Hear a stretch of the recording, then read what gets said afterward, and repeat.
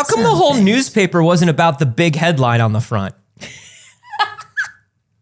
I bought a big, thick newspaper. And it had a headline on the front. Yeah. And then I turned to the second page. It was already about something else. Yeah.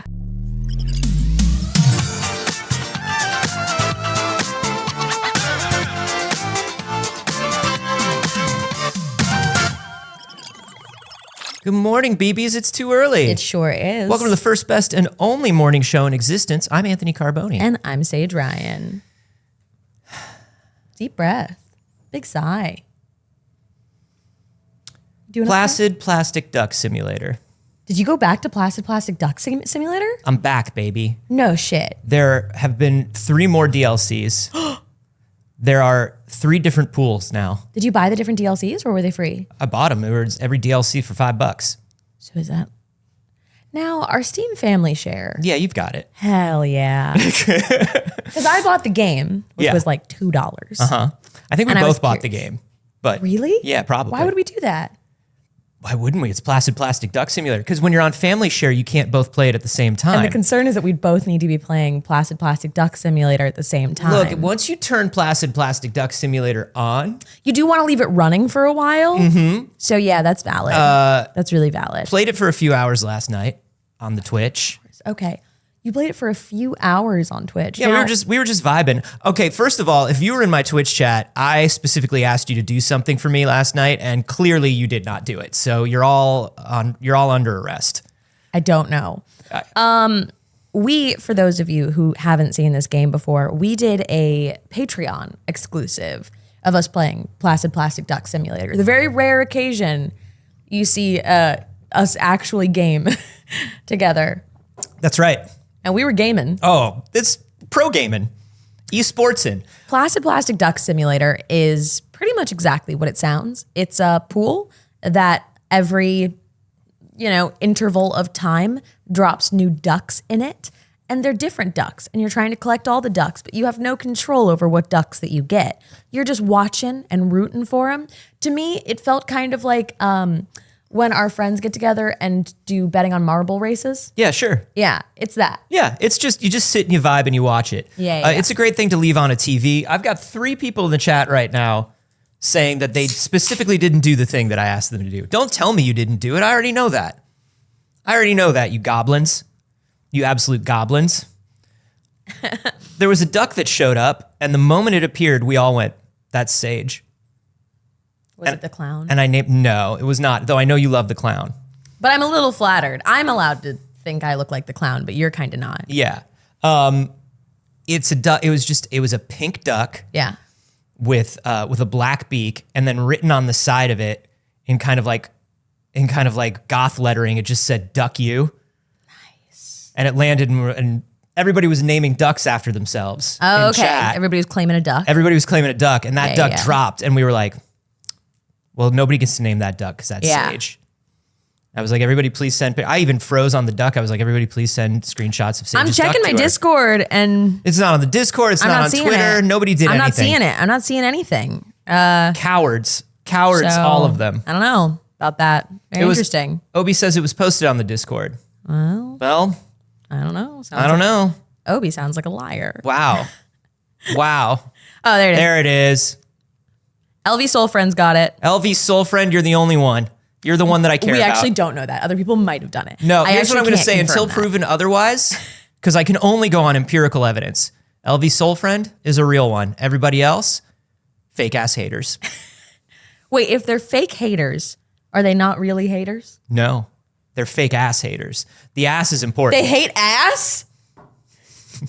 No, they fake that they hate ass, but they secretly love it. They secretly love it, but their asses themselves are fake. Their whole asses are fake, and they're haters. Oh, it's like fake ass haters. That's right. Not fake. I'm saying ass it in the haters. 90s. I'm saying it in the 90s hip hop way. Yeah. Well, it's important to clarify. Yeah, it's important to let people know when you're speaking in the 90s hip hop way. Yeah, you should really preface with that. I'm about to speak in a 90s hip hop way to you. I hope Are you in an emotional state where you're ready to receive somebody speaking 90s hip hop to you? Yeah, I want you to say it like you're asking if I have the spoons for it. Yeah. Or say it like, pardon my French. Yeah, pardon my 90s hip hop. Yeah. But these are some whack ass haters. Yeah. Yeah. It should be smack ass. I don't know. Hey, What up? my building that I live in That's what's up. goes up into the sky. My building has done another one of these things. I don't know how much I've talked about it here, but I know that you. Oh no. Yeah, chair first. I'll dab. You get a wet one. I could. No, you're gonna need wet because that's white. It's okay. It'll be okay. No, it's. Look at this. Look at this. No, don't ruin it to. Yeah, it's good. Don't ruin it just to do this quickly. Yeah, no, it's okay. No, Josh, go back to the white. It's fine. Don't be a coward. Don't- Yeah. It's fine. It's fine. No, It's fine. don't- It's happening. Look at that. All right. I just don't want you to ruin your. I just don't want you to ruin your overalls. I discovered OxyClean, and now I feel like I No, can do don't anything. fall into that trap. Now I feel like I can do anything to my clothing. Do not fall into that trap. I used it one time, No, and now I'm like, nothing can specifically fucking, nothing can touch me. With synthetic fabrics, do not fall into that trap. The chemicals will trap the other chemicals, and then the third chemicals won't get the second chemicals out of the first chemicals. Bro, I can't hear you over the wash cycle of all my OxyClean. No, dude, I'm telling you. Anyway, speaking of wash cycle, my building for the fourth time, I think, in 4 months, has just shut off the water today They do shut off your water a lot. with a notice literally the evening before at 10 p.m. They do that a lot. They do it so much. And here's the thing. Everybody from the office has gone home at 10 p.m. The only person left at 10 p.m. is like a security guy. Yeah. So that means in order to avoid the anger of residents when they announce it, somebody is coming back at 10 p.m. To post that on the doors so nobody has a chance to reply. Because it's not like, hey, we're shutting off your water for a few hours. They're like, the water will be shut off from 9 a.m. to 7 p.m. But luckily, those are not hours when people need water. Yep. And this is the fourth time they've done that shit. Yeah. Somebody told me they went and they asked about the broken elevator in the building the other day. And they said, oh, we'll probably fix it when enough people are bothered by it. That elevator's been broken for a year. There's like vandalism inside the working elevator that says fix the other elevator. It's been broken that long. Now, mind you, Anthony lives in one of those like big corporate buildings. I want to, as you say, give up your OPSEC. Please do not give up the OPSEC. I will not give up the OPSEC. The OPSEC is so important. But it is one of those like, you know, how in Los Angeles there are like 4 companies that own all the buildings and they make these like mega buildings. Yeah. That's basically all cities now. Yeah. The company that I just live can in. only speak for LA. Yeah, the company that I live in a building for is probably, I think, owns about 30% of residential, like large Yeah. real estate in the United States. But like I've lived in a bunch of those big mega buildings where there's like 1 trillion apartments in it and they don't give a fuck. They truly don't. And before, when I moved into this building, they were managed by their own company. They were literally like building name LLC. And they have since been bought by the large company. And things have just gotten so much worse. Yeah.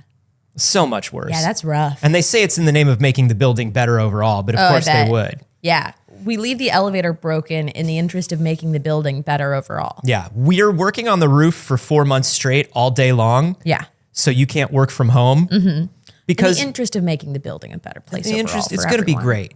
It's going to be great. By the way, you can't park in your parking spot. We need the whole garage empty for 3 days And starting there's tomorrow. no water. Yeah, and there's no water. What do you need? What do you need? We'll probably fix stuff when enough people are bothered by it, but what do you really need? Were you trying to live here? I feel like Gross. they're trying to boil us like frogs. You know what I mean? They're just slowly turning up the heat and they're like, Yeah. what will you deal with? What will you deal with? Yeah. So we can kick you out of your apartment and get someone to pay more for it. Yeah. We still won't fix it. No. No, God, no. But yeah, so last night I saw that notice. I did a big, deep sigh. and we played Placid Plastic Duck Simulator, All right. and it was nice. Need a game with a lot of water in it. Need games just to make up for the water that I'm going to lose. Yeah. There's a new pool called Hippodome Outer Space. Wow. The whole thing is on the back of a giant hippo floating through space. Now I want to play Plastic Duck Simulator. Why wouldn't you? We should just have it going on all times on the TVs behind us. Like one of those TikToks where they show you someone cutting soap when they're trying to make an important point. Hey, Josh, will you open up Steam? It should be logged into my Steam. Now, can you get us Plastic Duck Simulator on that monitor? It's okay if it takes a bit. Yeah, no, you got a lot of stuff here. Give me a second. Yeah. Take your time. There's a lot of games in there. We'll keep chatting. I guess we'll do a show. Also, good morning, Josh. Morning, Josh. I know I just gave you a thing to do, and then Hi, I'm good like, morning. show yourself. I'm doing a thing. It's complicated. Good morning. Hello, everybody. It's so complicated. Josh has never opened Steam before. I can barely handle 2 buttons, and now Steam? Steam, third button. Third button. Plastic Duck Simulator, actually, no buttons. No buttons. I mean, you can use buttons, but you don't have to. It's true. You control the camera If you want. if you're into that. If that's your thing. Hey, What? we should tell them what we're going to talk about today. Placid Plastic Duck Simulator. Mostly that. We got a comment this week that was like, I hate to say this, but you guys took an hour to get to the story that was in the headline. And I was like, yeah, that's the format, baby. Yeah, that's fine. That's the show. It's a whole show. I don't think you hated to say it. I think you love to say it. I think you actually like specifically wanted to say it. Yeah. Like, well, if you're really asking, no one asked. No, we're just vibing. We're just vibing. It's a whole show. It's a whole show. If you look at one headline for our show and then you see the runtime of like 120 minutes almost, and you go, how come that wasn't the only thing they talked about? And like, there's a show name in the title. There's a whole intro where we talk. Yeah, it's like, come on. You ain't never seen show? I call those context clues. Yeah. Yeah, install. Yeah, I want you to install Plastic Duck Simulator. It's a very small file. It won't take long. I think this computer can handle all of that at once. Today we are going to be talking about. How come the whole newspaper wasn't about the big headline on the front? I bought a big, thick newspaper, and it had a headline on the front. Yeah. And then I turned to the second page. Yeah. It was already about something else. Yeah. I bought a magazine. Yeah. And on the front of it was Hillary Duff, because that's the only celebrity that came to mind as I was putting this together. Yeah, relevant. And the rest of the magazine was not about Hillary Duff. I thought I was buying a 120-page compendium of Hillary Duff's thoughts. Yeah. And there were all these other things in it. Ugh. What are we talking about? We still haven't said. I was trying. I promise. I'm going to be honest, not much. Oh, no, come on. We're talking about the Fallout series, which had some lovely photos just dropped from That's right. it. That's the TV show that's coming to Amazon. We're going to be talking about... Gatekeep, Gaslight, Starfield. Yeah, Starfield's going through it. We're going to talk about that Dragon's Dogma 2 showcase. Very exciting. Boy, if you liked climbing on the backs of things in Dragon's Dogma, You just wait. They got bigger things and more backs and more climbing. Wow. It's looking pretty good. Got some Dead by Daylight news and some more news about that Silent Hill Ascension show. That's not a show, No, but it's not a game. but also not a show. But it's also kind of an experience, but Yeah. also there's a battle pass. It's a thing no one likes. And Instead of it being that, yeah, you can show them. Our desktop background is a photo from when we did our Girl by Moonlight series. And it's all of us with Josh. That's what you saw back there. That's right. There you go. Oh, Just go, he's done to, it, boys. Go to your settings and make that full screen, bud. Get rid of that. No. You go back.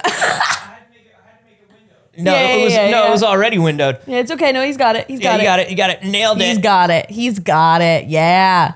There you go. Let's look for a cool pool. I guess no DLC on this one, so that's okay. Just install. Yeah, okay. Just go there.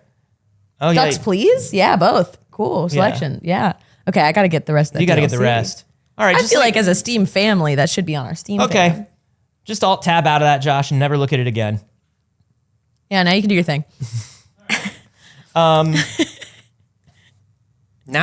I feel like this actually completes the vibe of our show. Honestly, Like the fact that this isn't always going in the background, that might change. a little wild. Oh, Okay. maybe that's why. Genuinely, our show looks way cooler like this. That's sort of what it needs to be, I think. Shit. All right. Who knew? Kind of a vibe. Anyways, that's like most of the news. It's fine. We're going to talk about some interesting things that Iman Vellani said in an interview. Usually when we say interesting like that, it sounds negative. Iman Vellani is perfect. Yeah. I'll just give you a heads up. has done nothing wrong. I won't ever clickbait that Iman Vellani has ever done anything wrong No. in her whole sweet life. No, she's coming off of the Marvels, of course, and she's been doing some post-Marvels press. Yeah. Talking about some things that she has coming up, and was talking on a podcast about some very interesting stuff. Yeah, that's probably most of the stuff we're going to talk about. Oh, I thought we were jumping right into it. Oh, you want to do that Yeah, first? do it. Okay, Let's do sure. it. Yeah. So a couple of things. One was a very interesting announcement. We know Marvel Zombies is coming up, and we know that there is a zombie version of Captain America, of Scarlet Witch, of Captain Marvel, but And we think know everybody's now- coming back to do their voices again, right? I believe so. That's great. And we know Iman Vellani said that she just finished recording all of her lines for it. And we find out that the story is going to kind of focus on Miss Marvel. She's going to be a center point of it. I love that. I want more Miss Marvel all the time. Yeah, she's great. I'll say yes to everything. For me, Miss Marvel is carrying the entire Marvel universe on her back right now. Well, it makes a lot of sense because number one, she's just so charming and lovely. Number two, she's sort of a self-insert character for a lot of younger people that they're trying to get back into Marvel or into Marvel for the first time, right? We think like Marvel movies are 15, 16 years old now. Yeah. So they're like, okay, well, how do we get new people into this? And the perfect answer is Miss Marvel.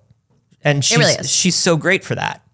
It is somebody who is passionate and excited about it that comes across in it. It is like you found the perfect reigniting for fans of Marvel because she is a character that is a fan of Marvel. Yeah. In addition to being a human that is, she's also a character. Like Yeah, Kamala Khan. Yeah, her entire origin and intro story Yeah. is about how much she loves, no matter what version you read it in. If you Yeah. read it in the comics, if you played it in the game, which no one did, or if you saw it in the Miss Marvel TV Yeah. show, it's all about how much she loves the other superheroes. So I think this is huge. So what'd I tell you? What? Are you looking at spots on your Yes, pants? I'm looking at the stain on my pants from spilling my Dr. Pepper on myself. Do you want to get like a wet paper towel? Okay. It's already dry. You can still dab. All right, I'll go dab. You can, yeah, go dab. You tell him about the other things she said. Oh, okay. Yeah. So she said a couple things. One of the other things she said is, first of all, that she was addressing some of the quote unquote Marvel fatigue and superhero fatigue that's been sort of affecting people recently. And she was talking about like, well, what does Marvel have to do to get up to that end game level of fervor again? You know, that's what she was asked. And I personally believe, even as somebody who's a huge fan of Marvel, he says, wearing his DC shirt, but I am a huge fan of Marvel.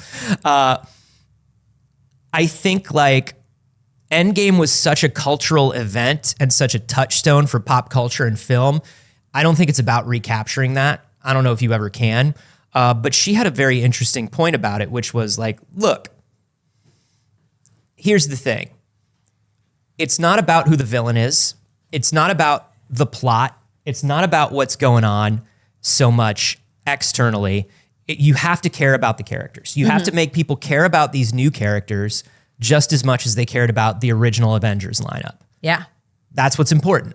And I think that's true. And for a lot of these characters, particularly the Disney Plus ones, I think they've had a hard time doing that. Whether it's because of the format, whether it's because they were like, well, save some of the bigger stuff for movies, however they were doing it. I think it's fair to say that Phase 4 and 5 characters haven't hit with people as strongly as the original first 3 phases. And I think that's just, a lot of that just has to do with timing. A lot of it has to do with the rise of a pop culture trend. But I think a lot of it has to do with the fact that there was a lot of slow, deliberate introduction and storytelling in those first 3 phases that you don't really get as much anymore in Marvel movies. Marvel movies now are not, do we have to turn off the ducks? There's a lot happening with the ducks. A duck has gone rogue. There was a duck flying through the air. That's not my fault. Yeah, he's wearing a propeller beanie. And he's stuck now. It's fine. There's a couple of people in the chat that keep saying things that are like, I mean, it's about recapturing that money and stuff like that. I mean, this is not a Marvel executive saying this. This is not about recapturing that money, because let me tell you, Iman Vellani's doing fine. Yeah. She's making more money she's ever made in her whole life. This was her first acting job. This is not like, well, how do I get that phase 1 money? No. This is somebody who we know through the entirety of her career in Marvel is a huge fan. Is somebody who loves and cherishes the media and the franchise she's a part of. And when she's talking about this in an interview, it is so nice to see somebody who's like, I think we can do it. Yeah. Like, I think we can get there. And I think that's so actually wonderful. Because she's coming at it from the point of view of the creative who's involved. And like, a lot of people will not say shit like this. I love it. I love that she's like, here's what we need to be doing, actually. Yeah. The other thing that she does in this interview, which is fun, is she does some theory crafting. Yeah. And I think what's interesting about anybody who's part of the MCU. They were kind of not supposed to do that. Yeah. So, I love it. So here's the thing. Anybody who's part of the MCU or Star Wars or any of these big franchises that does theory crafting, you have to assume any theory that's coming out of their mouth is wrong. Yeah. Because I wouldn't be allowed to say anything right. Yeah, They'd cut it. because while they don't know everything that's going to happen, they are involved in some decisions and they know a lot more than they're allowed to let on. The whole goof of Tom Holland leaks things and Mark Ruffalo leaks things. And it's like, Mark Ruffalo genuinely does leak things. He left his phone on in his pocket. But like... Wait, what did he leak? He left his phone on in his pocket during one of the films, during a preview or something. I forget. Somebody can let me know what Ruffalo did. Oh, that's funny. Yeah, Ruffalo accidentally leaked something. Holland didn't really, but the goof is that he's always about to. Right. But most of the time, they're joking about how they don't know anything and they can't say anything, but they know a lot. Yeah. And there's stuff they could say, but they're just not gonna. Yeah. But Iman Vellani had some great theories, actually, because she's so deep Marvel. Like, she really is a comic book fan. Like she's writing some Miss Marvel comics for Marvel now. She's doing like a lot of it. And she was like, okay. Because they were like, if it's not going to be Kang, who is it? Like the interviewer was literally like, what do we think is going to happen with Kang? She's like, all right. Because there's been like rumors of Kang being a front for Doom or someone even bigger. Yeah. And she's like, all right, here's how you could do it. All right. Because I love it. She's like, because if you look at, and I love her and I love this. She's like, if you look at Kang and you look at all the different powers of Kang that we've seen, across the universes and in Loki and in Quantum Mania and everything, he's sort of the molecule man. So like, if he's not exactly the molecule man, but maybe there's a version of Kang that is the molecule man, just like Victor Timely is a version of Kang, and the molecule man can steal some of those powers and transfer them to Doom because he's working for Doom, and then Doom can betray the molecule man. And I was like, damn, you're so deep in it. She brings me such joy. But her theories are always coming from somebody who's deep into the comics. Yeah. And those theories can never work out. Yeah.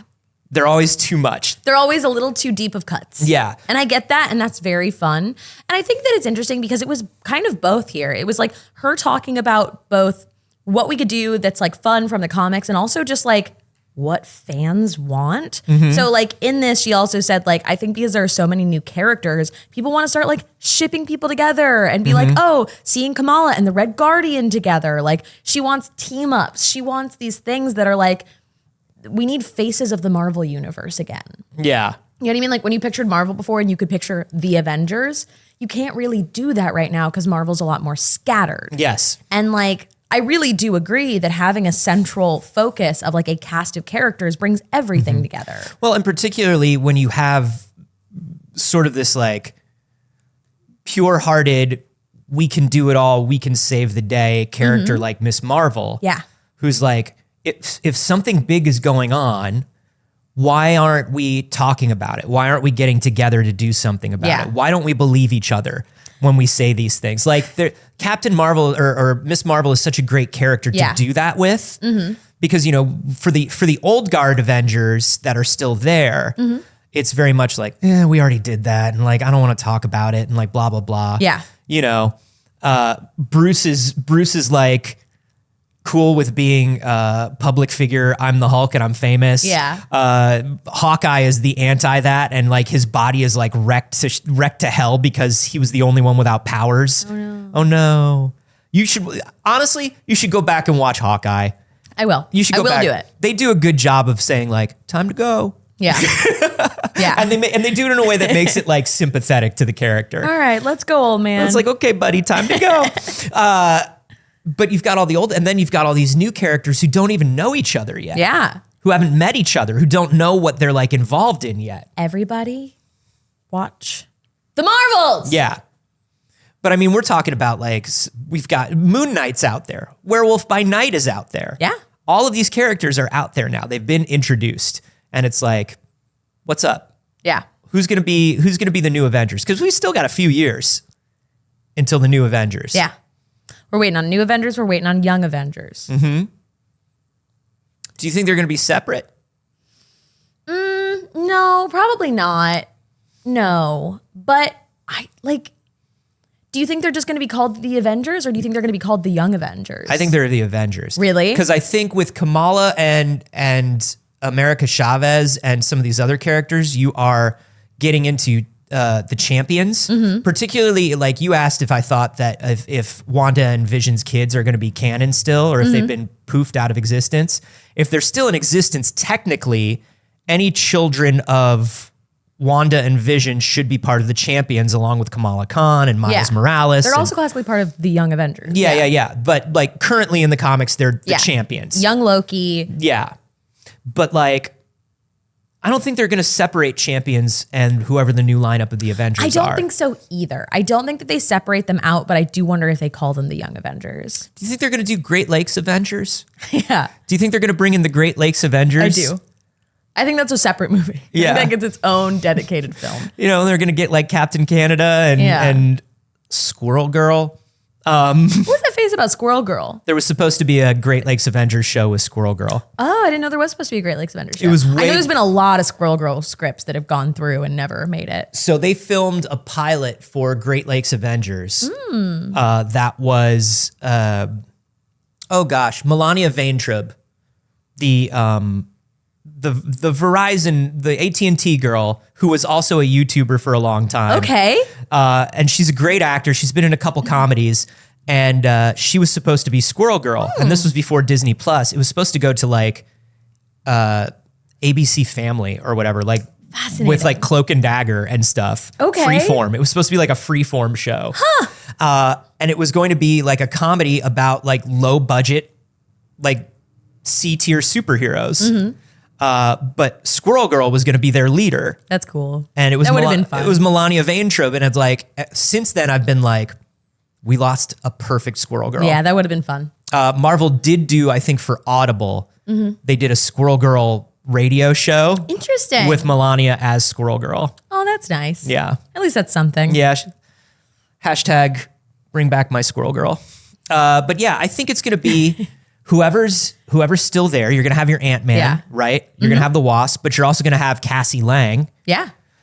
You're going to have Hulk will show up to help out. Yeah. But I don't think he'll be there the whole time. Hulkling? I'd love to see Hulkling. We're not getting a Hulkling. I'd love to see Hulkling and Wiccan. Hulkling and Wiccan, make them kiss in space. That's all I'm saying. Yeah. You've got Wanda's boys. You've got young Loki. You've got Cassie Lang. You've got America. New Hawkeye. Kate Bishop. Thank you. America and Miss Marvel. White Widow.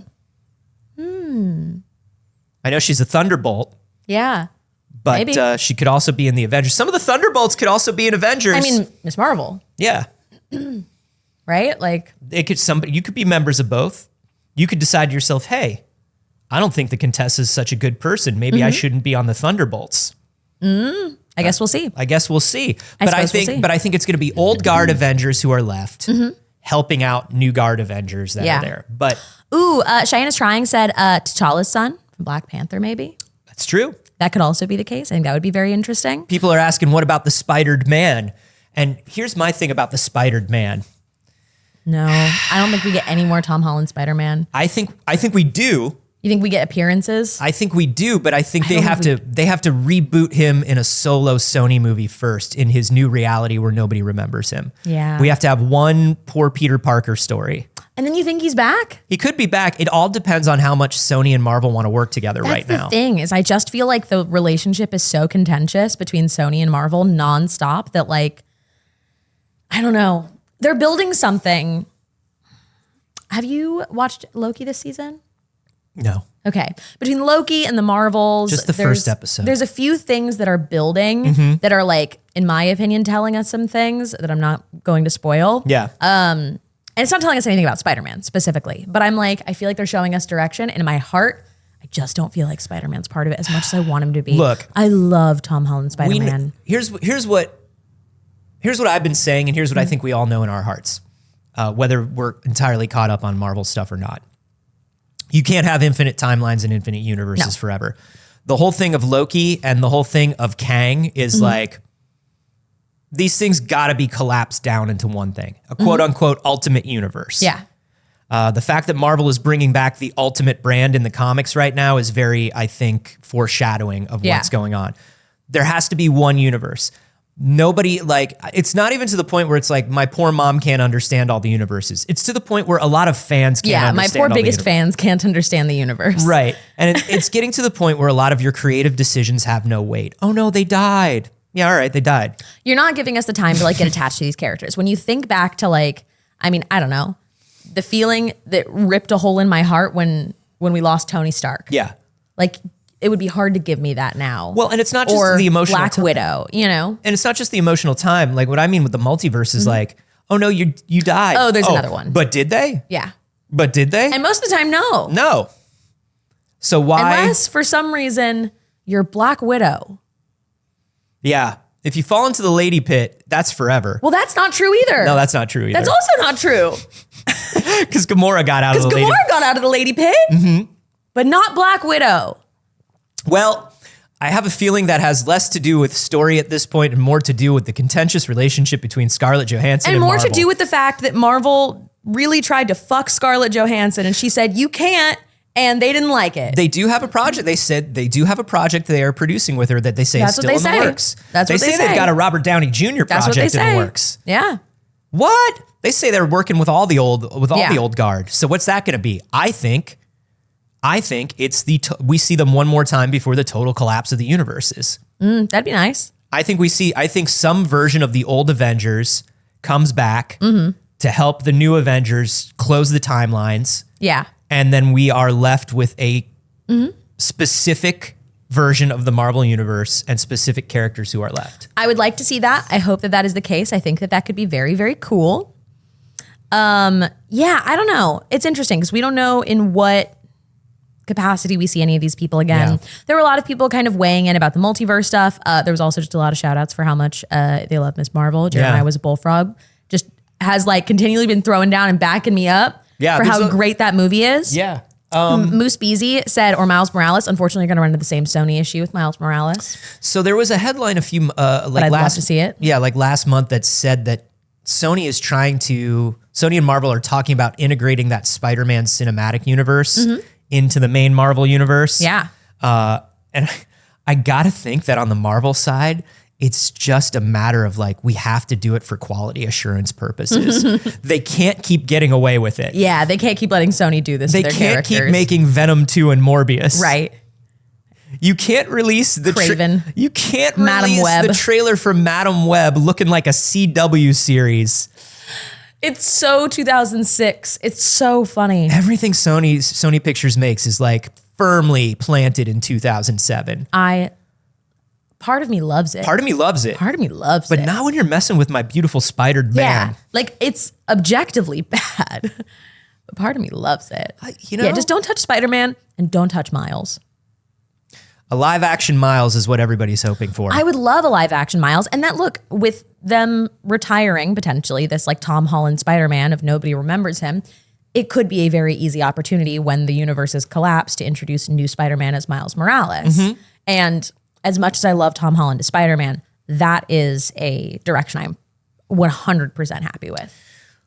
There's an interesting thing, though, if the universes do collapse into each other, and we do have two Spider-Mans, which is the way they've been doing it in the comics. We've been seeing a lot of that.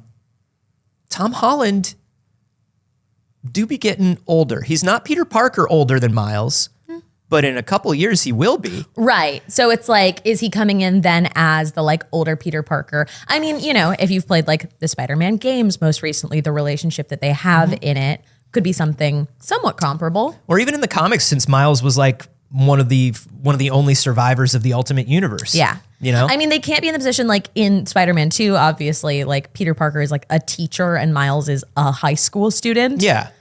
They can't get that big of a gap, but... No, but in a few years, if you wanted to do mid-20s struggling photographer Peter Parker as like sort of mentor for this the new kid. Yeah, I think we could let maybe Tom Holland grow up. Yeah, because one of the other things I love about that is like there's something nice in the comics of Peter, and they got this perfect in the first Spider-Verse.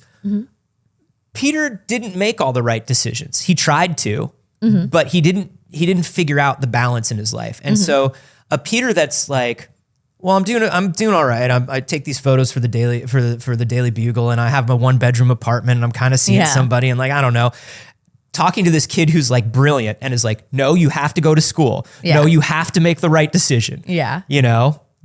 That's always been like my favorite thing about the relationship. It's a sweet dynamic. Yeah. It's a sweet dynamic. I'm into it. Miss Weezy said Justice Smith is Miles Morales, or is that too much? I think he's too old. I think he's too old. I think we got to start Miles. Because if you Miles should be consider 15, that Miles 16 years old. Right, and he's not going to start for a few years. We don't know the kid who's going to play Miles yet. You know what I mean? Yeah, if they're smart, it'll be like Iman. They'll find somebody. Yeah, they'll find somebody new, and they are currently in maybe middle school. Yeah. Listen, here's what I'll say. The live action Miles Morales is out there right now. Yeah. He's out there right now, and he needs a sippy cup. He needs a juice, and he wants to know if there are any games on your phone. Right. He's out there. And someday, that'll be our hero. There's wild shit happening in the duck simulator back there. It's a lot. It's a lot. That's why we don't normally put it on the TVs, we learned. We were like, why don't we do this all the time? This is why. Because I'm catching you. I know. I can't help it. There's a lot going on back there. Let's talk about this Fallout series. Let's do it. We got the big first look, first reveal, first images of the Fallout TV show. And as somebody who doesn't play a lot of Fallout, I think they look great. Do I know anything about it? Absolutely not. Here's what I know. People in vaults, Brotherhood of Steel. Have you played any of the Fallout? Yeah, I've played some, but I'm not like deep into it. Yeah. What we do know, looking at these photos, we got Walt Goggins as a ghoul, looking good as hell. Looking good. Looking really good. Can you show them those images, Josh? Looking absolutely great. We got a surprise Kyle MacLachlan. Yeah. As Vault Dad, as some sort of a Vault Dad, which I love. Yeah. We got the Brotherhood of Steel armor. We got so many good things. Right. Those are all the things I know about Fallout. Yeah. Kyle MacLachlan's one of the main things I know about Fallout. Hey, Josh, you're a Fallout fan, yeah? Yep. I like how he always waits, press the button, and then answers. I love that. I gotta find the button. Yeah. What do you think? What do you think of this first look? I think it looks fantastic. I'm really, really excited that they're doing practical effects for the power armor. Yeah. Because it just makes them look big and chunky, and everything looks super, super accurate to the game. The way the ghouls look, just based on the first look stuff, I'm really, really excited about it. It looks amazing. And we do know that this is going to be a series that focuses on a new vault and entirely new characters. Smart. But will live in main Fallout continuity. I love it.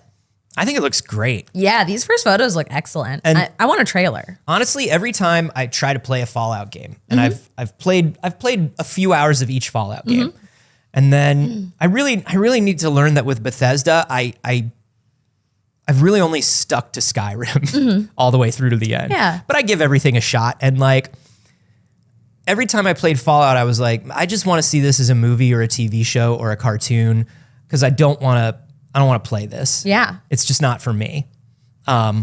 Well, I mean, then this is made very specifically for you. Yeah. And we talk about that a lot. There are quite a few games that you and I have talked about in the past where we're like, I would love this as a different form of media, but playing through it is not for me. Like that's, and although I haven't watched the Last of Us series, if I'm being perfectly honest, like a monster, The Last of Us was something that I felt that way about, where I Yes. was like, I don't really want to play this, but I do want to watch the story in a way that keeps me a little safer and more removed. Yeah. That protects my feelings a little more and is like slightly less immersive. I felt that way because I knew that if they made a TV show, you wouldn't have to push as many boxes and ladders. Yeah, there's also that. And I was like, imagine this story without all the boxes and ladders. Now you've got something. Right. But I think Fallout looks amazing. And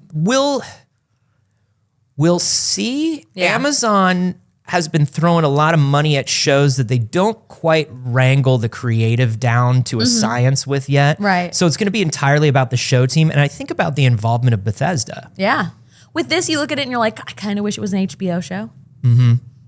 I kind of wish it was an HBO show. Yeah, I feel that. Yeah, you know? Yeah.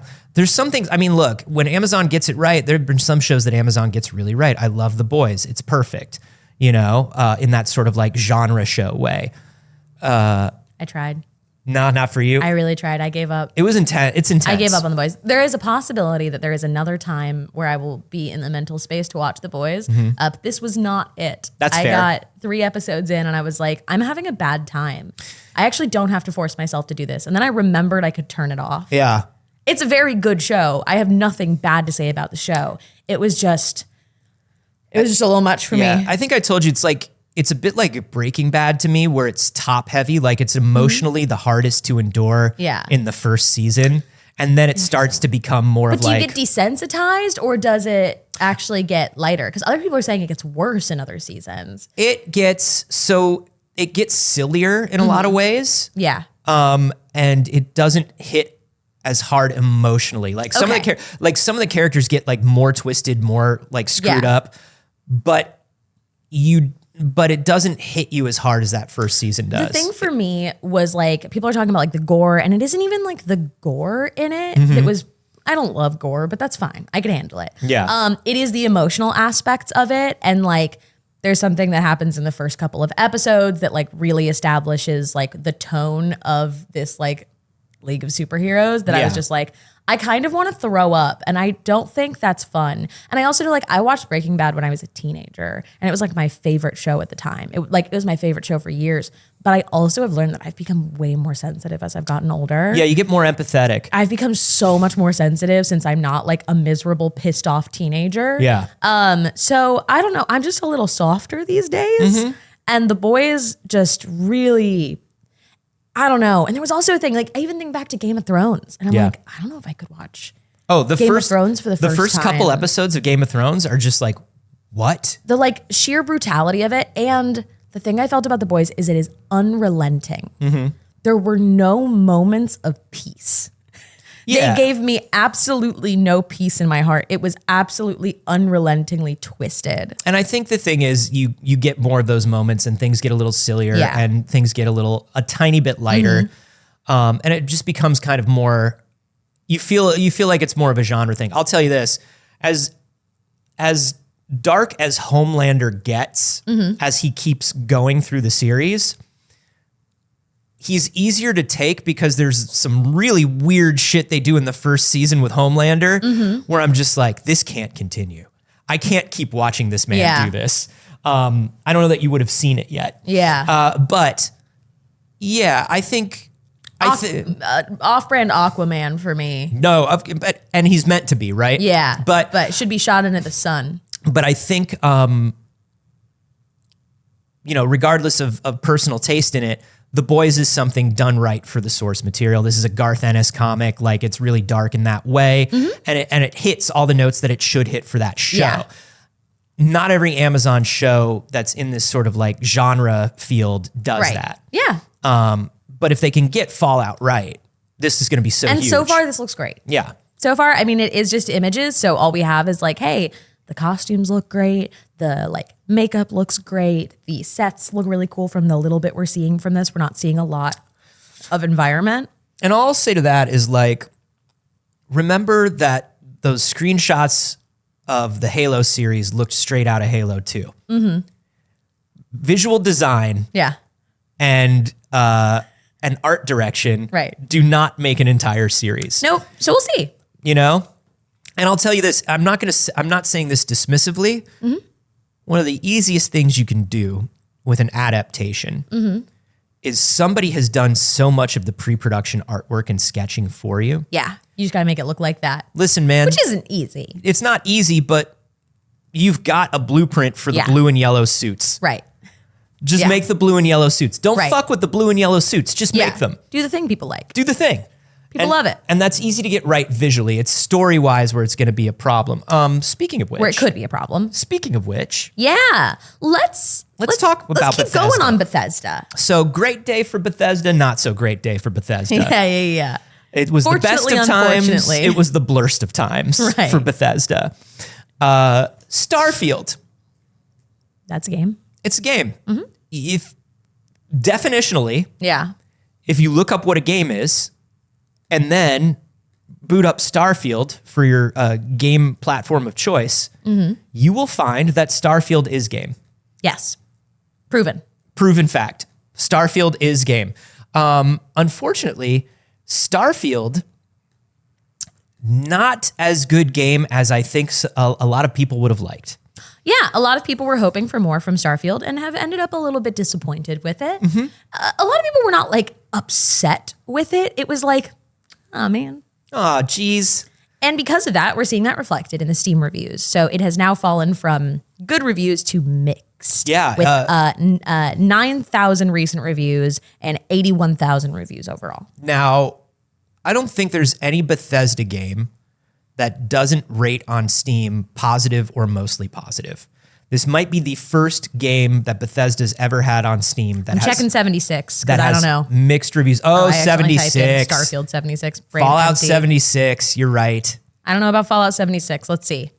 You're right. I forgot that Fallout 76 was even Still a thing. in mostly positive. Okay. And that's because recent reviews are very positive because they did make a lot of improvements. But Yeah. I would bet there was a time with Fallout 76 that it probably dipped in a mix. Probably at launch. On launch.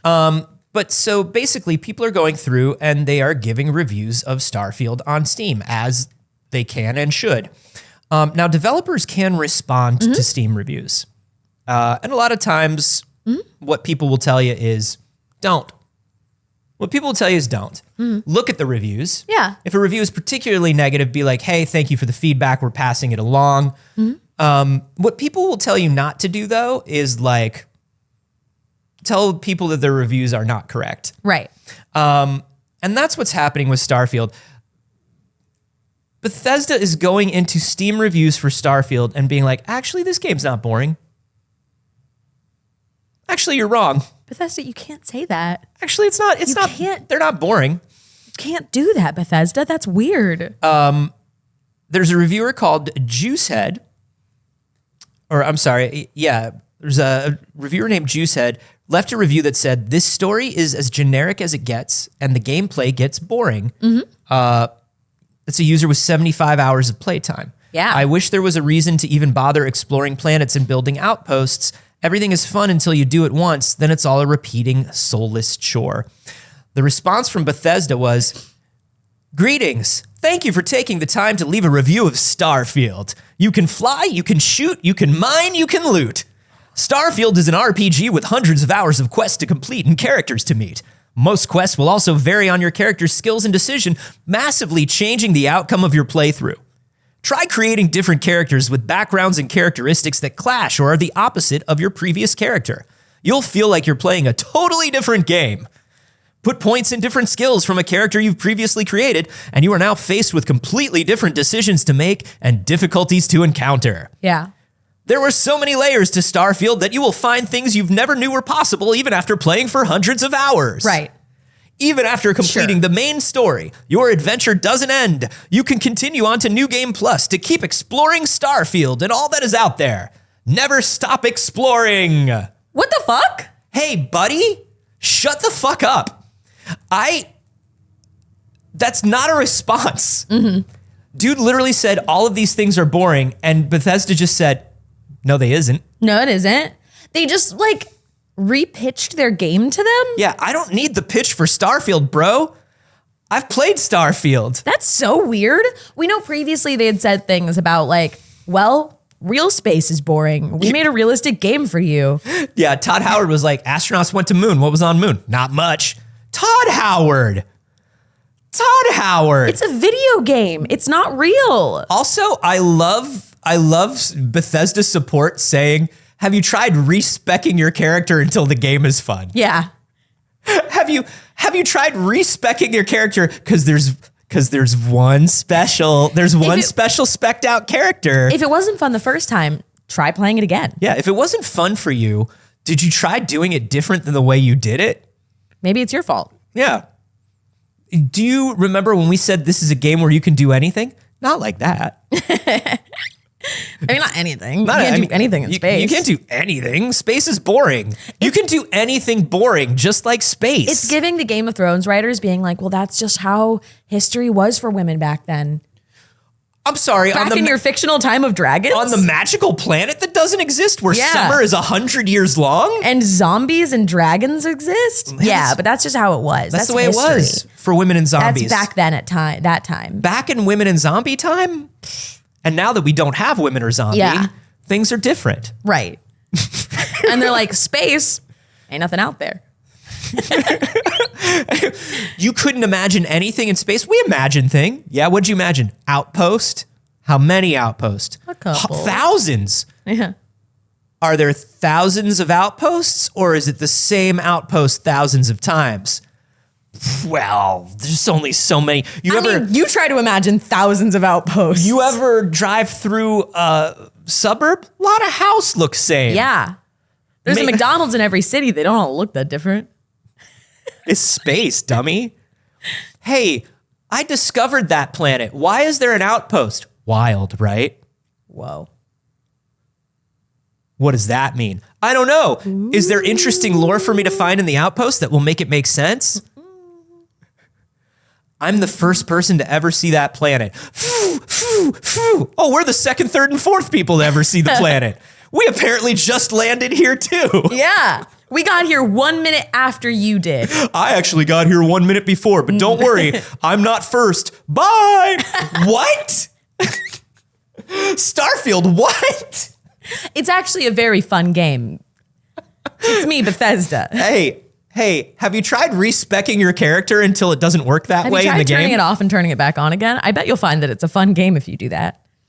It's very weird. They shouldn't be replying to reviews other than saying thank you for the feedback. Yeah, thank you for the feedback. We will pass it along. We're sorry you're not enjoying Starfield. Yeah, starting it with a pitch, starting it with you can fly, you can shoot, you can mine, you can loot is unhinged. You can fly, you can shoot, you can mine, you can loot, you can fly. That's bananas. Look, don't do that. That's so weird. Here's what's up. Don't be weird. Starfield took a lot of time and cost a lot of money, and we understand that. Uh-huh. It's a perfectly... So do a lot of video games. It's a perfectly medium game. Yeah. You have to, at some point, as a company, say, all right, we made a perfectly medium game. Yeah.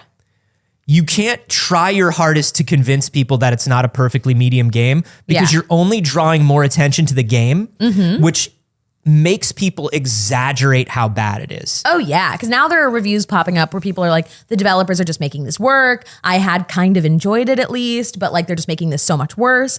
A most recent review that comes up, it's like the top of Steam reviews from Uptown Mermaid, said, a game about space in which your ship is nothing more than set dressing for storage containers and an optional, extremely simplistic, arcade-style mini-game where you fly your ship in a line while holding the trigger long enough for every AI to blow themselves up by flying directly in your path. Woof. They continue in this, and of course, Bethesda jumps on with a response. Hi there. They talk about how slow the travel is, all of it. Hi there. Thank you for taking the time to provide your review, and we're sorry that you were disappointed with encountering many loading screens while playing. While there may be loading screens in between fast traveling, just consider the amount of data for the expansive gameplay that is procedurally generated to load flawlessly in under 3 seconds. We believe that shortcomings will not hinder our players from getting lost in the world we created. Wait, what? We know that it's loading a lot all the time, but have you considered that also we had to create all the nothing that's in space? And then they continued with the same copy and paste of Starfield as an RPG with hundreds of hours, and also told this person to respec their character. Have you tried respecing your character to fix the loading times? I'm sorry, what? Wild. I'm sorry, huh? Wild. Kotaku, There's so much of this. Yeah, Kotaku has a supporting article here that's called "Why is Starfield Hemorrhaging Active Players?" Look, it's, according to Steam charts, Starfield saw a 66.1% decrease in players a month after its release. That's huge for a AAA game. Yeah.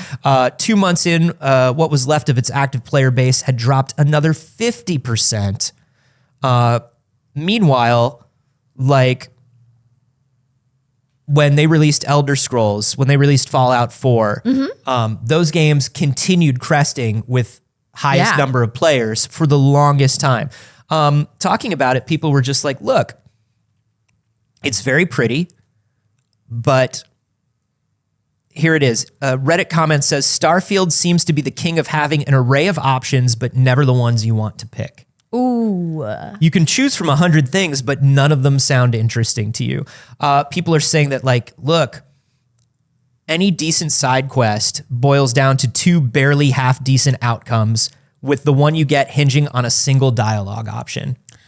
Can you imagine, when you play like a 5-hour side quest, or even an hour-long side quest, and you're like, well, this didn't go the way I thought it was going to go. And it's because of one dialogue that you chose. It's because they didn't make it go anywhere. And then at the end, there's one dialogue option, and it's basically, do you choose ending A or ending B? Yeah. Okay. Don't ask me that. Here's a recent review that says, boring, empty, soulless, unpleasant to play. Todd told me I'd be exploring space, not fast travel menus. You don't really explore anything at all. You're just teleporting from desolate waste to desolate waste. Then your ship sets down a 15-minute walk from the copy and paste POI that you've been fetch quested towards. Every chump Space Bandit has 3 health bars. A lot of this is about it being repetitive, dead-eyed NPCs that blather at you with dialogue as wordy as it is boring. Dude, it's the dead-eye, there was a mod that was released last week to fix the dead-eyed NPCs, where it's just like, we promise we won't jump scare you with our NPCs anymore. Well, Bethesda responded to this one as well. Yeah. Of course. And said, thank you for taking the time to review Starfield. We can understand your frustration with fast travel, making the universe feel much smaller. Given the immense size of Starfield, we felt it make more sense to be able to use your grav drive to jump to other solar systems. The option to fly freely among planets is still there, and you can travel from one planet to another and land without needing to open up your map if you use your scanner. However, that's false though. For an expedition like solar system traversal, jumping is necessary. Remember that fast travel also has its perks, and you can do so quickly. Literally, they're saying how fast travel does not, and he's like, you do. Why are you trying to explain? Why are you acting like you're a physicist explaining warp drives to me? And then, we're sorry that you don't like landing on different planets and are finding many of them empty. We're sorry that you do not like landing on different planets and are finding many of them empty. The intention of Starfield's exploration is to evoke a feeling of smallness in players and make you feel overwhelmed. Overwhelmed by the nothingness. Listen, I feel overwhelmed by the nothingness all the time, but that's in a different context. Josh, can you remind me, because you are the person here who's played the most Starfield. Please remind me, when I tried to fly in between planets or from one planet to a faraway planet that wasn't like the next one over.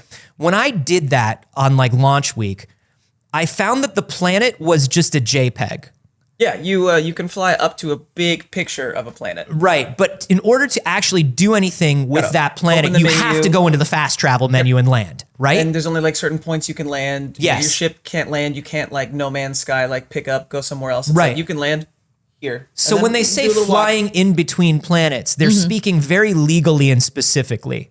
Because you can technically fly in between planets. There's just nothing you can functionally do. There's a lot of space in between planets. There's so much space and not a lot of stuff. They continue to keep saying how it's like this reviewer's fault. Yeah. How they're just like, well, if you're not finding this fun, you should be doing it differently. They say that, they continue throughout. You could just be looking for resources to keep Starfield as dynamic as possible. NPCs are not fully scripted, so weirdness can ensue sometimes. The goal is to make believable characters on the screen with realistic reactions to your character. Oh, NPC and AI. in space, everyone is on like way, way, way too much Paxel. Yeah. Do you know what I mean? Like Yeah. in space, it's a realistic reaction. They're all taking 3 times as much Paxel as they should. Yeah. And that's why they can only respond to you like this. Hello, Explorer. Remember to explore. The wildest thing to me about this is they will make you fast travel and choose everything in a menu to get to a planet. And like Josh says, there's 3 or 4 places to land on a planet. All of them are literally, like this reviewer says, a 15-minute walk from a point of interest. Yeah. You told me, skip everything you want to do to get to this planet. Yeah. Don't worry about flying your ship. Don't worry about landing. We figured out the landing place People hate for flying. you. Don't fly in a spaceship. Don't worry about where to land. Don't worry about any of that. We took care of all the fun for you. Now land here. Okay, what happens when I land here? Walk for 20 minutes. And they're doing it on purpose because they're like, we want you to see the planet. We want you to explore. And I don't. Wait, where was this comment? Because somebody said, isn't this kind of the definition of gaslighting? And I'm like, yes. it is. Like, yeah, Starfield's like Bethesda's for sure gaslighting players about this. And here's the other thing too. People are speculating in responses to these that these might be also like AI generated responses. Because a lot of them are identifying keywords that people reference in their review, but not the thing they said about it. It's impossible to tell the difference between AI and somebody who's been trained in support and has to answer with a flow chart because they're functionally the same. I wouldn't be surprised, but I also could imagine that this is somebody who literally has a flow chart that they have to go by. Right. Talking about some of these quests, what people are thinking about these stories and some of the stuff that goes on. There's this UC Vanguard storyline where basically like the storyline is about how bioengineering can go off the rails. It's basically a ripoff of Aliens. Yeah. And it was one of the first things I found. I was like, oh, they're doing a ripoff of Aliens. There's a Wayland Yutani story in this. Fine. Yeah. I like Aliens. Let's go. Yeah. And at the end, you decide, like, you can make a decision to rely on natural predators to deal with this threat instead of bioengineering more. And literally every single person in your little explorers club gets mad at you for deciding that in a quest where they are telling you the whole time about how dangerous bioengineering is and how it got you there. And so it's like, wait a minute. So literally your answer is, but we can do it. Okay. What? I just spent like 5 hours on this quest. People are also talking about how like, okay, if you take on like one of the most dangerous pirate missions, you get 2,600 credits, 2,600 space bucks. Yeah. Great. Here's the problem with the economy. The cheapest ship in the game is 100,000 credits. Yeah. Uh-oh. Uh-oh. That's a lot. Uh-oh. I have to do that mission like 100 times to get the money that I need to buy the worst thing in the game. Uh-oh. Sounds like somebody is trying to boost the playtime metrics on their game and inflate the amount of hours you can spend. I hate that. Obviously, there are some Bethesda games I deeply, deeply and truly love. And I feel like when they do it wrong, they do it so wrong. Because this was the same thing when Fallout 76 happened, is they just kept doubling down on how wrong they were and refusing to be like, hey, we're going to work on making it better for you. Or like, don't say anything. Okay, don't say anything. Make a bad game and shut your mouth then. Stay quiet, put your head down, release massive updates like No Man's Sky, like Hello Games did. Yeah, a lot of people are referencing No Man's Sky in this. A lot of people are also saying that they also is just making them want to play Outer Worlds. Yeah. They're like, it just sounds like Outer Worlds this makes me want to play that because it sounds better. Yeah, Outer Worlds is better. I think it's interesting. What I'm noticing is Bethesda Studios, not Bethesda the publisher, but Bethesda the game studio, is focusing a lot on new technology, right? So Fallout 76 was like, it's our first MMO. Yeah. So we have to build all that tech. Right. Starfield is like, this is basically the 2.0 of our engine. So we're building all this tech. Seems like they're playing a lot with like AI procedural generation too. But it seems like all of that tech is the bulk of their development and not the story and the content. And so I'm wondering if they are just focusing so much on that because they're like, look, we need the engine that's going to get us through the next 15 years.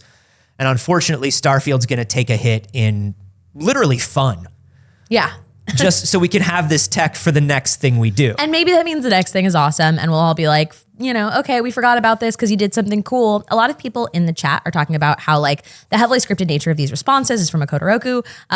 Makes me think that some poor low-level employee was given a script and told to do this as their job now, have to like suffer through this. Skywalker says, yeah, I'm not mad at the person who wrote the message.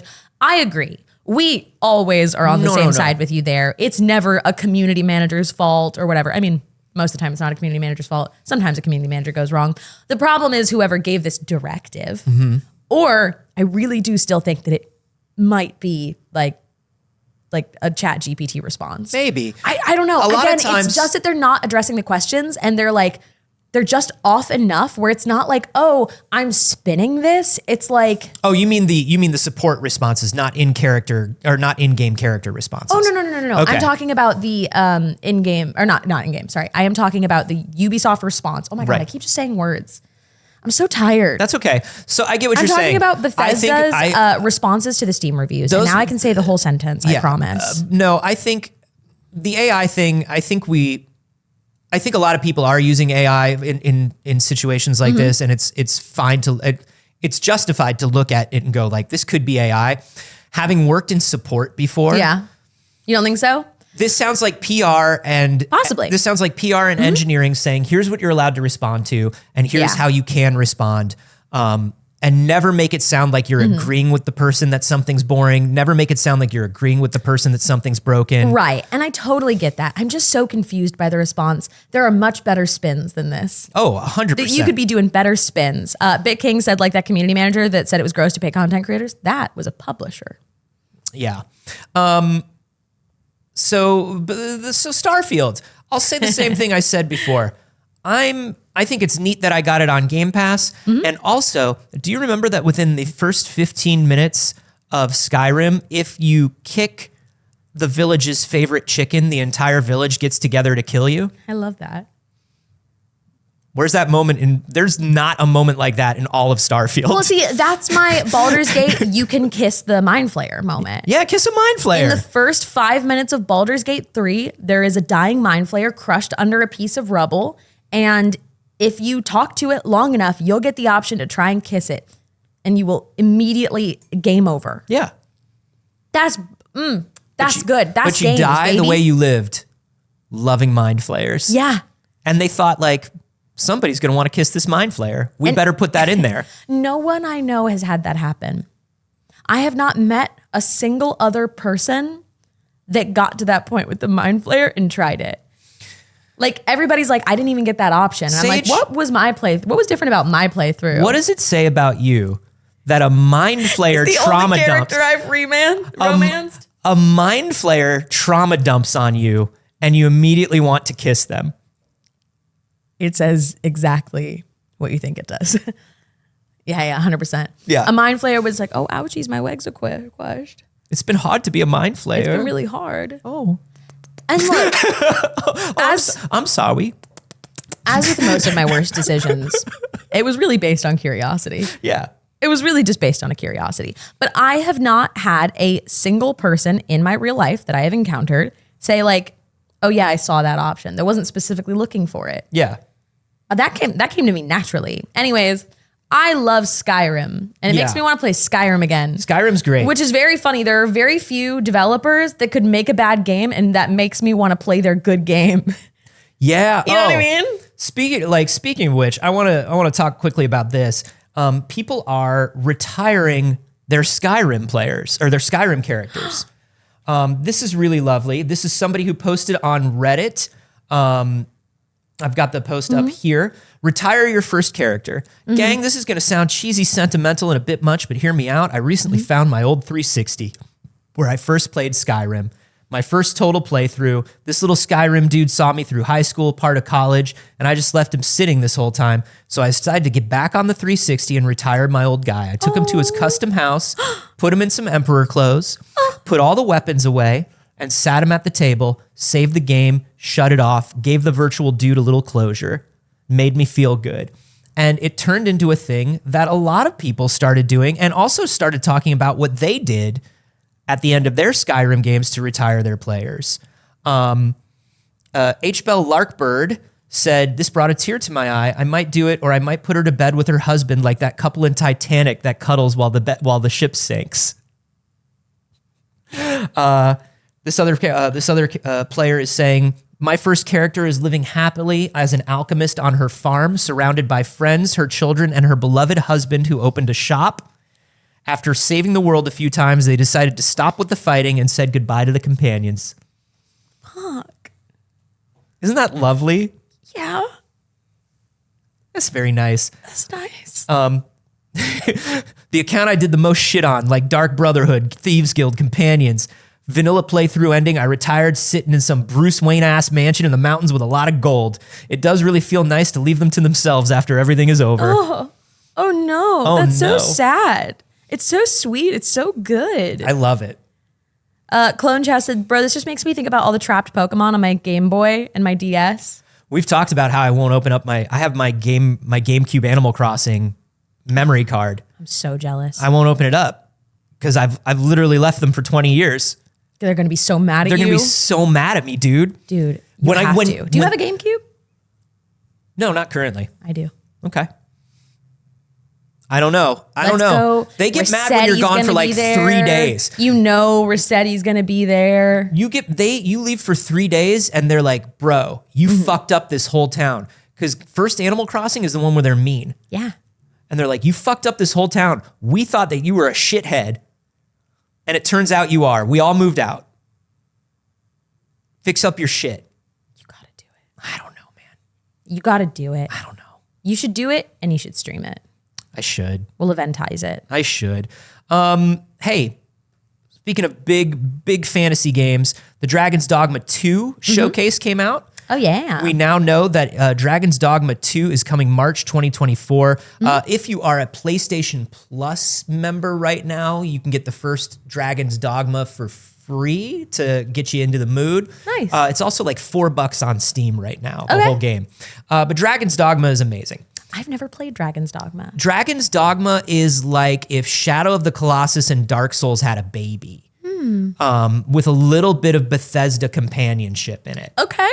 So basically, spooky high fantasy. You're running around, you're the hero, you can climb just about anything. Yeah. But there's also this like AI system called pawns. And you like bring in these pawns that are like versions of people that you've met that have like different abilities to like do things for you and with you. And it's a lot of fun. I like Dragon's Dogma. I think it was like a weird and interesting game. And they just released the launch trailer here, which I have up on my screen. And this is basically a story and launch trailer, but they also talked about some of the new things that are coming in this sequel. The first one is a new character class that fights by like conjuring pawns. So like you stand on the back and you basically like conjure constructs Fun. of different characters that you've met and Okay. like hide in the shadows. So you can see like the pawns fighting alongside you there. That's very cool. It's an extremely cool game. Yeah. This second one is going to be very good.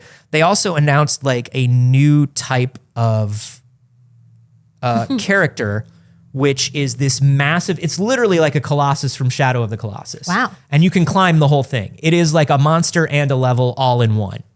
We got two people in chat at the same time saying, so basically a Pokemon trainer? Yeah, a bit of a Pokemon trainer. You're kind of a Pokemon trainer? You're kind of like, it's kind of Pokemon Arceus. Fun. Yeah, so March 22nd, of course, they say pre-order all the garbage. You know what we say about that. Be careful about pre-ordering Be garbage. careful about pre-ordering. The name of the new one, the new character class is Trickster. Yeah. You can use a sensor in battle to conjure illusions, causing enemies to fight each other and to support a player's pawns to make them more effective in battle. so you can manipulate the battle from the sidelines rather than fight directly. I think Fun. that sounds cool. That sounds fantastic. I'm super excited about it. Do you know what it reminds me of? Did you play Devil May Cry 5? No, I've never played a Devil May Cry. Devil May Cry 5, you had the character V, and V just conjured things, and he was very weak. Yeah. So as opposed to like a Dante or a Nero who get in there and like really fight, like V stands on the side and like reads like spells and conjures little things to fight for him. When you say Dante and Devil May Cry, I only think of like the little sticker. Yeah, featuring Dante from the Devil May Cry series. Yeah, that's and it. Knuckles. Yeah. That's all I got. It looks very, very good. I'm excited to play it. I hope it does well. I think it's something. I think it's something unique Yeah. in a game in an industry where everything is like, how can we make this Souls-like? Dragon's Dogma is doing its own thing with fantasy. Yeah. And I think that's cool. One of the links you put in here does not work. Oh, okay. What's the link? The one Open. for the next thing I'd like to talk about, which Oh. is Silent Hill Ascension. Oh, Silent Hill Ascension. I got you. Yeah. I'll bring it up. I found it on another site. So Great. we've talked, I mean, honestly, at length about Silent Hill Ascension. But in case you were not here for any of that, a quick recap. Everybody got very excited because they were like, Silent Hill announcement. It was not, in fact, going to be a game. It was going to be an interactive media piece. Everybody wondered what that would be, if it would be something that was like an Until Dawn. It was not. It was like that one interactive episode of Kimmy Schmidt on Netflix. Yeah, we're switching it up from the Bandersnatch reference. But not even though, because with Bandersnatch, you chose it yourself. Yeah. With this, you have to sit in a chat room and vote. Collectively for what the choose your own adventure will be. Yeah. And they were selling season passes, so your votes could count more. Yeah, you were also able to buy stickers that you could really only use here. That was very strange. Essentially, it was just like chock full of microtransactions for things that were completely lacking value, and people were not enjoying the piece of media. But the newest update to this is people disliked it so much that they're being accused of it being written by AI. I love this. There were some clips that were shared on Twitter, and I'll see if I can find it. I've got a clip. You got a clip? I've Great. got a clip. Yeah, here's some of the dialogue in Silent Hill Ascension. We're going to go to my screen and I'm going to play it with sound, Josh. Well, first, I'm going to mute that because it's currently playing us out loud from my speakers, I'm gonna mute which that. I don't love. What are you That's doing out fine. here? Hey, everybody, let's try that again.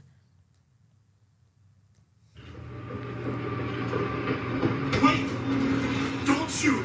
Please! What are you doing out here? You could have been killed. Good acting. I'm just foraging for wild berries. Oh. I swear. Oh, Great patch of growing berries over here. all right. Have you Okay. seen anything unusual out here? Now that you mention it, I have seen some strange things out in these woods. Oh, tell us more about it. You? I've been rooting for berries and other things for several seasons. Okay.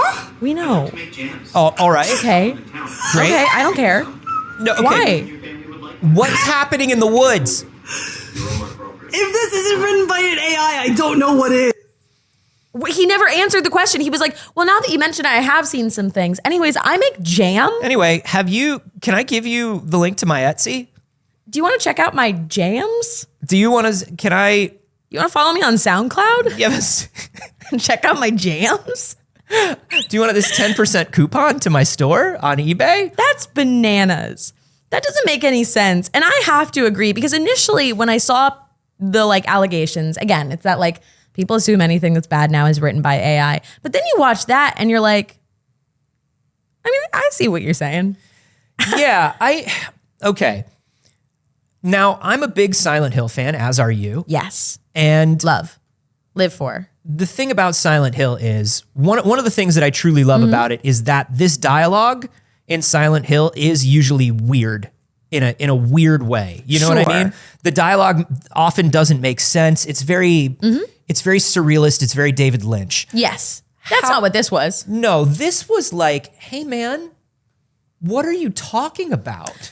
So they posted a response to it saying, across our 100,000 plus words, 0 are authored by LLMs or AI and are all from the dedicated work of a talented team. I don't know. I don't know. I think if that was written by a person, and it could have been, Totally could have been. I think that person is screaming from inside the Silent Hill Ascension office at GenVid Yeah. saying, this job sucks, get me out. I'm just like, That's what it feels like to me. it feels like you had different people write each side of the dialogue. Like you write that guy and I'll write this guy. And then we'll come back and we'll see how they line up. Yeah, it's a fun game that we can play. Yeah. A lot of X to doubt in the chat. A lot of X to doubt. I don't know. I'm just so confused by who would do that. Even if you try and picture like it's a writer's first day. Yeah. It's their first time. They got hired to write on this and it's their first time ever writing. I really want to push that this guy that they're running into in the woods is a real person. I want to give him real interests and I want him to love real things. He's into berries. But Like really into okay. berries? If you went down the rabbit hole of the berries, right? Yeah. But then he came back and he answered the fucking question. No. Or they made it seem like he was avoiding the question. But they didn't do that either. Because he says like, well, now that you mention it, I have seen some things. Do you want to check out my wild berries and my jams? And you're like, wait, well, hold on, go back to the other thing. And then you he's wanna like, you come- get out of here. Do you want to come back to my house and eat crunch berries and watch cartoons? It's just like, if you've ever spoken to an AI chatbot, that's exactly what it No, sounds they like. get hung up on things. Right. Like it really does. Like if you ever did like Cleverbot or something in like the earlier internet, that's exactly what it's like. Yeah, the first question is, what were you doing out in these woods? And it's like, oh, that's what we're talking about. And it's Yeah. like, hey, I've got another question. It's unrelated. Yeah. Anyway, here's what I was doing. I want to show this other, Voidberger also shared this exchange in stills. I've got it up here. All right. This is 3 lines that are back to back. Okay. This is not 3 separate bits of a Okay. different cutscene. 3 lines that are back to back. This town stands on a This cliff. town stands on a cliff. We have to stop it. The town? You will need to choose someone to help you perform the ritual. The ritual to get the town off the cliff? We have to stop this town from being on the edge of a cliff. I have to wonder if some of this is the issue that they had with the older Silent Hill games, which is quick and poor translation from another language. But was Ascension I don't another know. language first? This town stands on a cliff. I could see that being as like, this town is on a precipice. This town is something's about to happen to this town. You know what I mean? I Yeah. can see that being as a poorly translated analogy. Yeah. Like, I don't know if some of the Japanese team from Silent Hill is working on it. I don't know Yeah. if people that, just speak another language first, or because this town is on a cliff reads to me as like, we are standing on a precipice. Yeah. We have to stop this. It looks like Silent Hill Ascension was an English first. Well, then I'm sorry for giving anybody any credit. What is going on with this I'm town trying being on a cliff? really hard to find anything about this, and I'm seeing nothing about it. I'm seeing nothing about like an original language release, like a Japanese release. Dude, across our 100,000 plus words, that's wild to me. Yeah, I can only find things about Silent Hill, the original game, and nothing about Ascension. It's bonkers. Yeah. I don't know why we're not watching this every week. We should start. I don't know why we this is should not. start so we can talk about it. I don't know why this is an appointment viewing for you and me. This feels like When is it even on? Where? How would we even do that? You do it through the app, through the Ascension app, and it's on at a certain day and time because it's live. I think Can it's you watch Tuesday. it after? You can watch a VOD, right? Yeah, I think you can watch VODs, but I think it's on Tuesdays or something. Should we catch up and review it for the Patreon? Yeah, I think we should catch up and review it for our own enjoyment. Just for fun. Yeah, like I think going in knowing, feeling, not being surprised that they're fumbling our favorite bag. Yeah. Not feeling Yeah. surprised that they're stealing victory for defeat from the jaws of our favorite victory. You know Yeah. what I mean? Yeah. GenVid really did fumble a bad bitch. They did. They truly did. I just downloaded the app. Great. I'm going to start watching it. We have to get this town off the edge of a cliff, everybody. We have to. It's Patrick in that episode of SpongeBob where he's like, why don't we just take Bikini Bottom and push it somewhere else? That's the solution they're coming up with for this. It's giving me Anna Indiana's song, the AI influencer who released that song this week. Oh, God. Or Anna Indiana was like, we got to burn this town down or something. Betrayed by this town. It feels like the Anna Indiana AI song, Betrayed by this town. Incredible. Ugh. Now, I actually think that is entirely possible. Cookies posed, what if the author of this scene, one of the writers on it, did use AI but didn't tell anyone and is like, no, I swear I wrote that. No, I wrote it. Because they don't want to get in trouble for that. That's possible. It's just speculation. I wrote it good. Don't you worry like, about me. I wrote it good. I don't know. People, it's on Quibi. You gotta get it on. Someone else said it's on Tubi. Hey, Tubi is apparently coming up in the world. Yeah? Every time I hear a headline about Tubi, I'm just like, Tubi? And then 3 people in the chat will be like, I actually watched some stuff on Tubi. And I'm like, huh? Wasn't Weird Al's movie on Tubi? No, that was on Roku. Oh.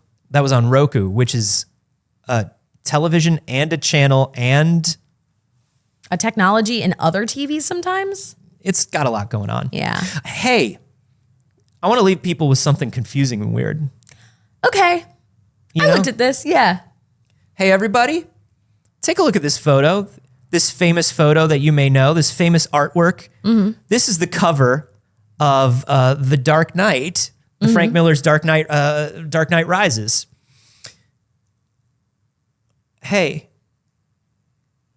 is he facing front or back? So I can see both. I can see both, but I stand by back. Sorry, Dark Knight Returns, not Rises. That's a Christopher Nolan movie. Yeah. Sorry, Dark Knight Returns. I have always seen back.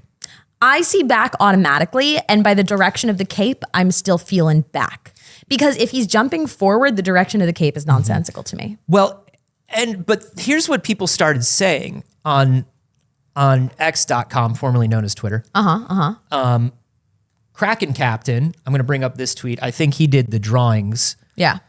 Kraken Captain was talking about how Frank Miller draws Batman and Batman's anatomy, which is just bonkers and wild. Sure. And he was like, I think he meant it to be from the front.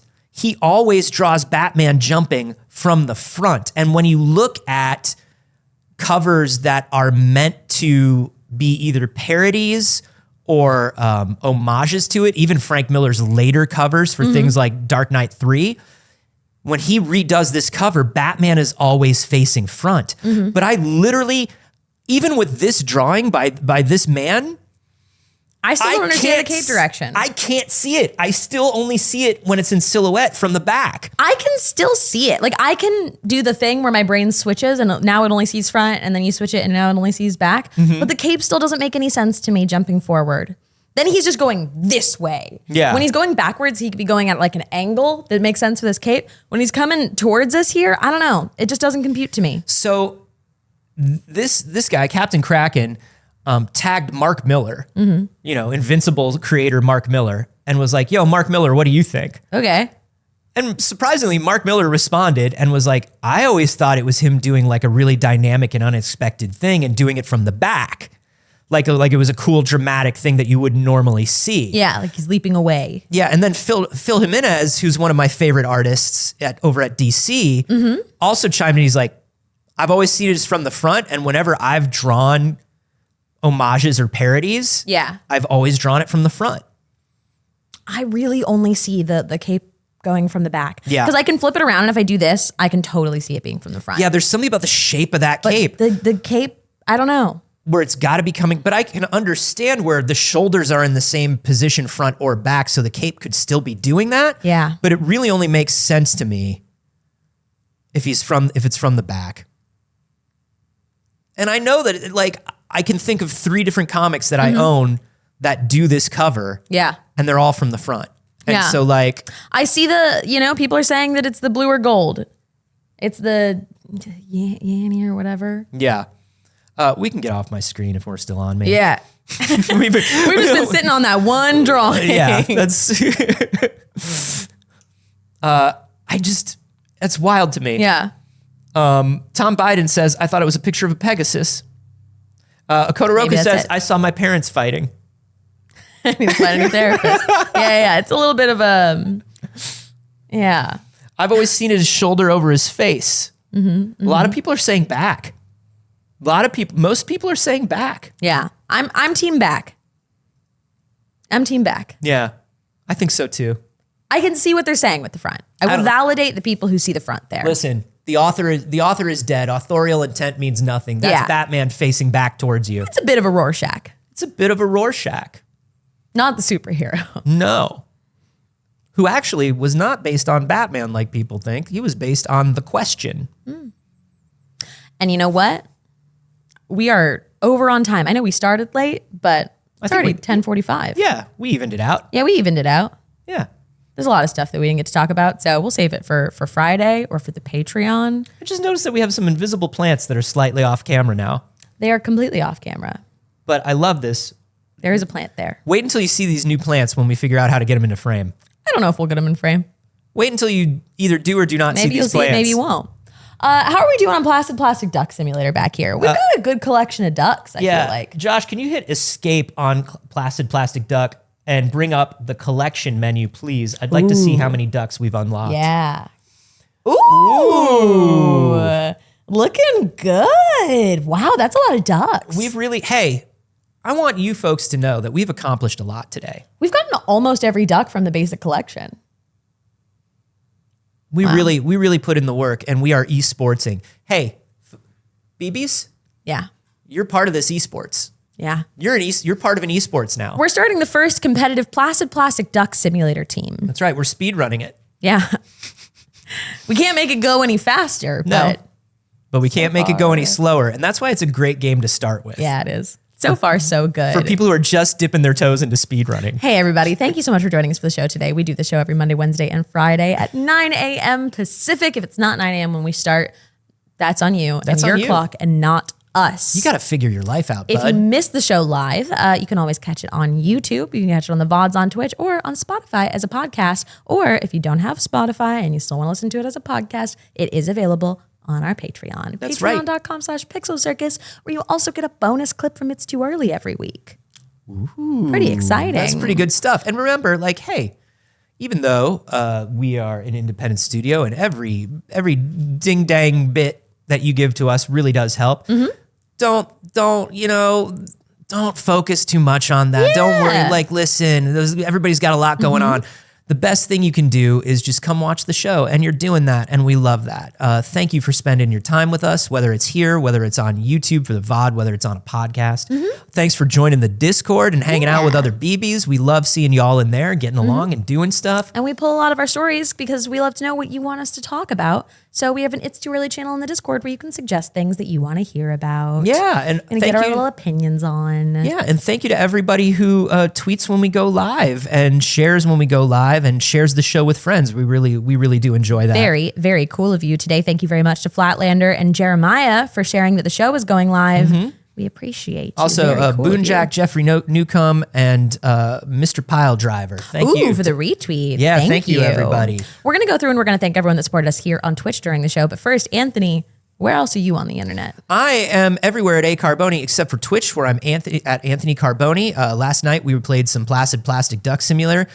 I'm not saying we're gonna do it again, but it's probably gonna be something equally chill as we're coming to a close here in November. Yeah. It's been a real stressy week, so I'm Yeah. playing some chill games. Come join us. That's great. You can find me everywhere on the internet at Not Saige. I stream on my channel Monday, Wednesday, and Saturday. And both me and the show will be off next week. It's my birthday, and then I'm going to on a little work trip. So Yeah. we won't be here next week, but we'll be here for you in the Discord. So I might be here next week because I got a key. I may just be rummaging through stuff. Uh-oh. Hey, speaking of people that have a key, Josh. Hey everybody, you can find me in the Amazon researching spiders with your mom right before she died. Yeah! Spider Josh, spider with a Y _ Josh. Woo!